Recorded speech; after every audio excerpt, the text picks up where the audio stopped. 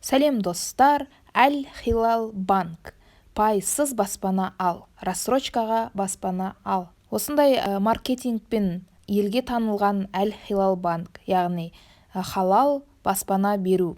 Толық ақпаратты білу үшін видеоны соңына дейін қараңыз және маған тіркеліп, лайк басуды ұмытпаңыздар. Ал кеттік.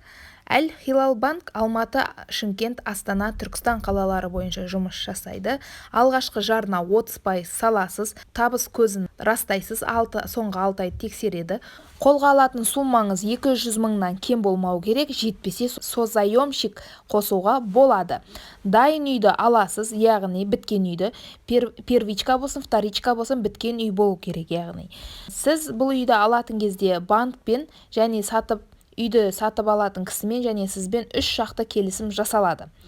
Сіз тапқан үйді банк сатып алады және үстіне ақша қосып, яғни сізге сататын болады. Сауда сүннет демекші, солай сізге процентпен бермейді. Сізге ұнаған үйді өздері сатып алып, сізге үстіне ақша қосып сатады. Ал егер біз оны процентпен есептейтін болсақ, 7-20-25-ке алған үйіңіз 15 миллионға үй алсаңыз, сіз 30% жарна құйып, 10 жылға алды делік 7-20-25-пен, сіз ай сайын 122 мың теңгеден құйып отырасыз, үстінен қосатын процентіңіз 4 миллион 100 мың теңге.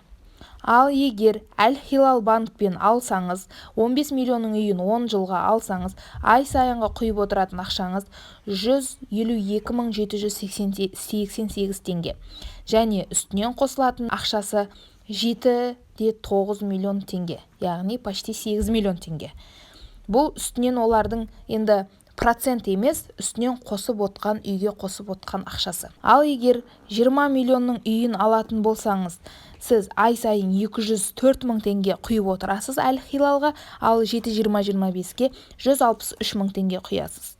Әл-Хилал банк үстіне 10 миллион 500 мың теңге ақша қосып отырса, онда 7-20-25 5 миллион 500 мың теңге үстінен қосып отыр.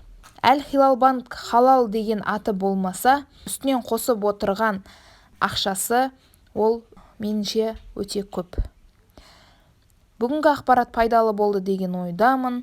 Маған тіркеліп лайк басуды ұмытпаңыздар, қоңыраушаны басып қойыңыздар, тағы да пайдалы ақпараттар болады. Сау, саламатта болыңыздар.